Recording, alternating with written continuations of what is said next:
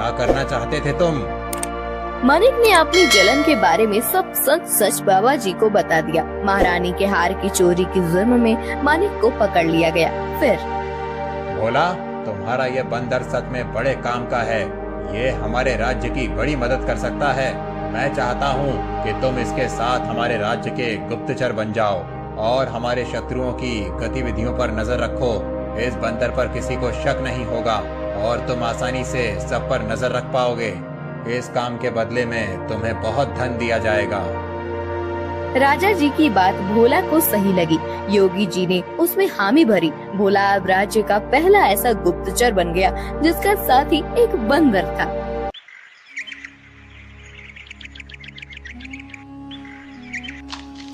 रूपा अपना पिज्जा का ठेला लेकर जा रही थी। ले लो, गरम पिज्जा ले लो, वेज पिज्जा, चीज पिज्जा ले लो। बहुत दिनों से रूपा का पिज्जा का धंधा कुछ ठीक से नहीं चल रहा था। ग्राहक उसके ठेले के पास से गुजरते थे लेकिन पिज्जा खरीदने के लिए नहीं रुकते थे। तभी वहाँ रूपा के पिता की उम्र का किशोरी लाल आया। किशोरी लाल सीटी बजाते हुए, अरे वाह, आज तो लगता है मेरी नसीब बहुत जोरों पर है। सुबह सुबह चिकनी चमेली के दर्शन हो गए। मेरा रास्ता छोड़िए। अरे रास्ता छोड़े मेरे दुश्मन। हम दोनों के तो रास्ते जल्दी ही एक होने वाले हैं और तुम बोल रही हो कि रास्ता छोड़ दो। ये ठीक नहीं है डार्लिंग। अच्छा, तुम्हें डार्लिंग कहूंगा तो चलेगा ना? वो क्या है ना, मैंने सुना है कि आजकल की लड़कियां को डार्लिंग, जानू, बच्चा ऐसे सब सुनना अच्छा लगता है। तुम बताओ मैं तुम्हें क्या कहकर पुकारूं? कोई जरूरत नहीं है मुझे किसी भी नाम से पुकारने की, जाने दीजिए मुझे। रूपा रास्ता बदलकर जाने लगी। तभी किशोरी लाल ने रूपा का हाथ पकड़ लिया। छोड़ो मेरा हाथ, छोड़ो।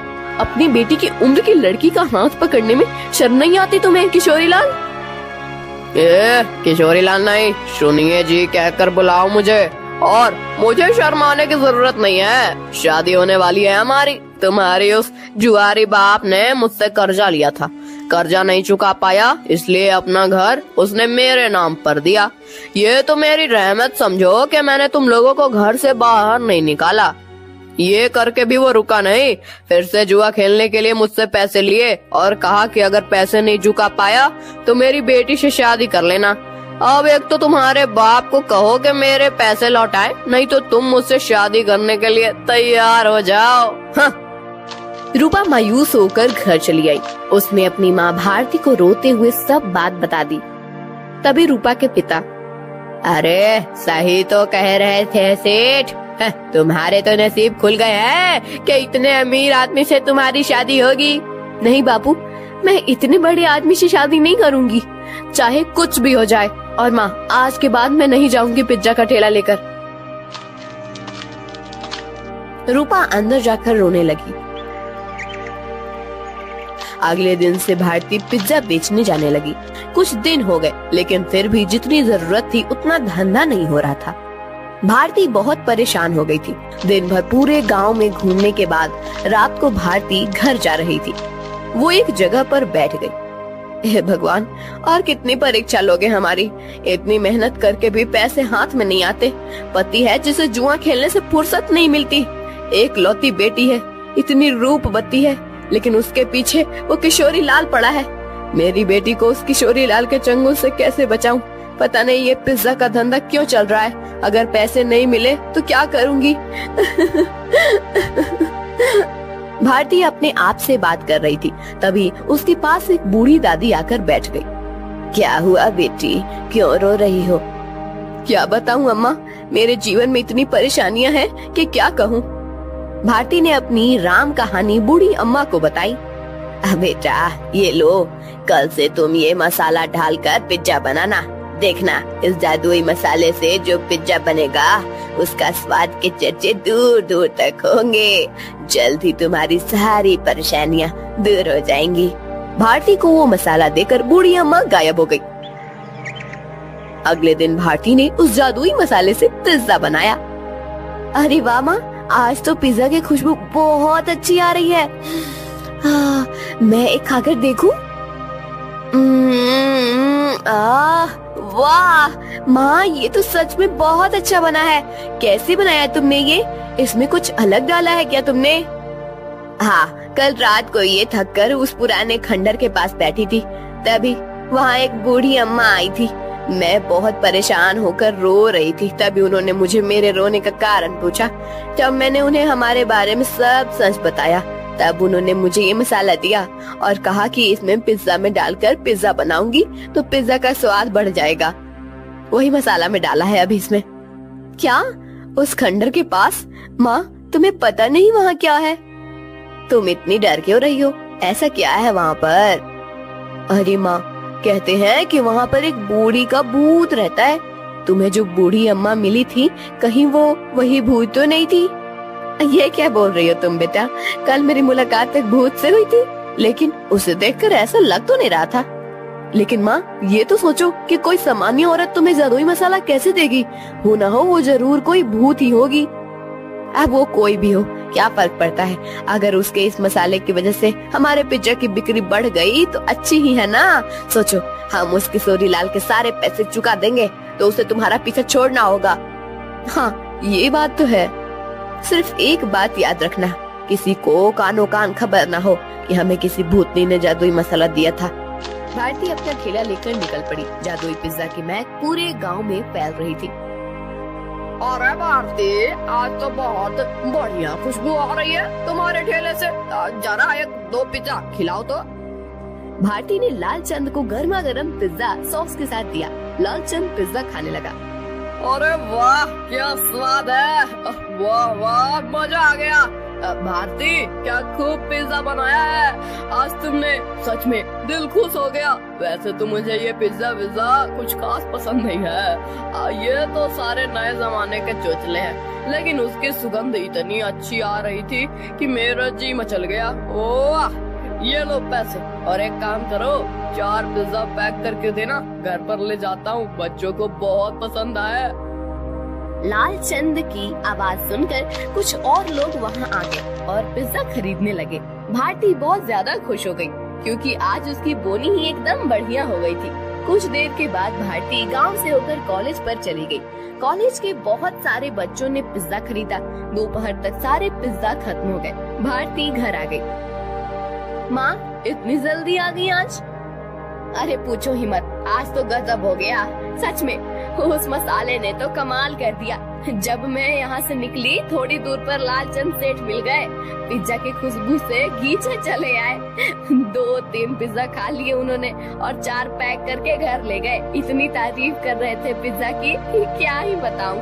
उनकी आवाज सुनकर कुछ और गांव वाले आए और उन्होंने भी पिज्जा खरीद लिया। आज तो बहुत अच्छी बोनी हो गई थी।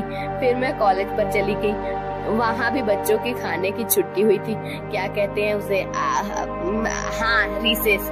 बहुत से बच्चे बाहर आए और पिज्जा लेकर चले गए। सारे पिज्जा खत्म हो गए। अरे वाह, मतलब भूतनी ने दिए हुए मसाले ने आपका काम कर दिया। माँ, अगर रोज ऐसे ही पिज्जा की बिक्री होने लगी तो बहुत जल्द हम सारा कर्जा चुका देंगे। हाँ बेटा, ऐसा ही होगा। एक दिन, रूपा, मैं सोच रही हूँ कि मैं दोपहर को घर आ जाती हूँ, बाद में पूरा टाइम मैं खाली बैठ रहती हूँ, तो क्यों न शाम के समय भी पिज्जा का ठेला लगाना शुरू कर दूँ। लेकिन माँ, तुम कितना काम करती हो, शाम को भी काम करोगी तो थक नहीं जाओगी? थक तो जाऊंगी, लेकिन सोचो, मुनाफा भी तो दुगना हो जाएगा। अगले दिन से भारती शाम के समय भी जादुई पिज्जा का ठेला लगाने लगी। उसे दुगना मुनाफा होने लगा। कुछ दिनों में भारती के पास बहुत सारे पैसे जमा हो गए। एक दिन वो कर्ज के सारे पैसे लेकर किशोरी लाल के कोठी पर चली गई। आओ आओ भारती, आज सुबह सुबह मेरी कोठी पर। लगता है शादी की बात करने आई हो। किशोरी लाल, मैं पागल नहीं हूँ जो मेरी रूपवती बेटी का हाथ उसके बाप की उम्र के आदमी के हाथ में दे दूं। बिल्कुल, तुम पर ही गई है तुम्हारी बेटी। कुछ दिन पहले वो भी यही कह रही थी, लेकिन शायद तुम दोनों को अभी तक समझ नहीं आया है कि रमेश ने ही मुझसे वादा किया है कि अगर उसने लिए हुए कर्जे को वो चुका नहीं पाया तो वो रूपा का हाथ मेरे हाथ में दे देगा, और तुम लोग तो मुझे पैसे वापस करने से रहे। तो तुम्हारे पास चारा ही क्या है? अपने सपनों से बाहर आओ किशोरी लाल। कहीं ये कांच का सपना टूट गया तो उस टूटी हुई कांच के टुकड़े आंखों में चुभ जाएंगे और आंखों से खून बहने लगेगा। ये लो, मैं पैसे लेकर आई हूँ, तुम्हारा सारा कर्जा सूद समेत लौटा रही हूँ। क्या? कैसे? वो भी इतने सारे पैसे आए कैसे तुम्हारे पास? ये ले तेरे पैसे और आगे से मेरे दरवाजे पर आने की जरूरत मत करना। और हाँ, मेरी बेटी को आंख उठाकर भी मत देखना आज के बाद। भारती किशोरी लाल के कोठी से चली गई। किशोरी लाल अपने कंप्यूटर के सामने बैठकर स्टॉक एक्सचेंज में ट्रेड करने लगा। कुछ दिनों के बाद भारती को कॉलेज के कैंटीन में पिज्जा बनाने का काम मिल गया। उसने अब पिज्जा का ढाबा शुरू कर दिया था। दोपहर में भारती कॉलेज के कैंटीन में काम करती थी और शाम को रूपा के साथ मिलकर अपना पिज्जा ढाबा चलाती थी। एक दिन किशोरी लाल के कोठी पर, पापा आप ऐसे सर पर हाथ रखकर क्यों बैठे हैं? क्या बताऊं बेटी, कुछ दिनों से शेयर्स लगातार गिर रहे हैं, मुझे बहुत बड़ा लॉस हो गया है। क्या? तो अब आप क्या करेंगे आप? अब क्या, जितना भी पैसा बचा है उसे भी लगा देता हूँ। अगर 2 दिनों में शेयर्स ऊपर चले गए तो डूबे हुए सारे पैसे वापस मिल जाएंगे। लेकिन अगर ऊपर नहीं गए तो? शुभ शुभ बोल कल हुई, एक तो मैं पहले ही इतने टेंशन में हूँ और तू ऐसी बातें कर रही है। जा अब यहाँ से। 3 दिन बीत गए लेकिन शेयर मार्केट ऊपर नहीं आया। किशोरी लाल के बचे खुचे पैसे भी डूब गए। उसे अपनी कोठी भी बेचनी पड़ी। अब किशोरी लाल रास्ते पर आ गया था। किशोरी लाल को लॉस से इतना धक्का लगा कि उसकी हालत बहुत खराब हो गई और उसने बिस्तर पकड़ लिया। घर की जिम्मेदारी अब शीतल पर आ गई। गांव में ही एक छोटे से टूटे फूटे घर में दोनों रहने लगे। 3 महीने के बाद, पापा ये लीजिए, दवाई पी लीजिए। बेटा, दवाई के लिए पैसे कहाँ से आए तुम्हारे पास? पापा मैं एक जगह करती हूँ, उससे जो पैसे आते हैं उसी में दवाई लेकर आई हूँ। और पापा मैंने इस घर का किराया भी दे दिया है और खाने के लिए राशन भी भर दिया है। अब आप सो जाइए, मुझे काम पर जाना है। ये सब उस भारती की वजह से हुआ है। जिस दिन से वो आकर मुझे खरी खोटी सुना कर गई, उसकी बेटी भी हाथ से चली गई। मैं छोड़ूंगा नहीं उस भारती को। पापा अब तो समझिए, इसमें भारती चाची की कोई गलती नहीं है। रूपा मेरी उम्र की है, उसके साथ शादी की बात करने के बारे में सोचते हुए आपको ही शर्म आनी चाहिए थी। कौन सी माँ चाहेगी कि उसकी बेटी की शादी ऐसे आदमी से हो? मुझे बहुत दया आ रही है उन पर। दया तो उन्होंने हम पर दिखाई है पापा। मैंने आज तक आपको बताया नहीं, लेकिन हमारा घर जो चल रहा है ना, वो उनकी वजह से है। मैं भारती चाची के ढाबे पर ही काम करती हूँ। क्या सच? हाँ पापा, आपने उनके साथ इतना बुरा किया, उनका घर ले लिया, फिर भी उन्होंने हमारे बुरे वक्त में हमें सहारा दिया है। किशोरी लाल शीतल की बात सुनकर हक्का बक्का रह गया। उसने भारती को घर बुलाकर माफी मांगी। रूपा से बदतमीजी करने के लिए रूपा से भी माफी मांगी। शीतल भारती के साथ काम करते हुए पैसे कमाने लगी और धीरे धीरे उनकी भी जिंदगी सुधर गई।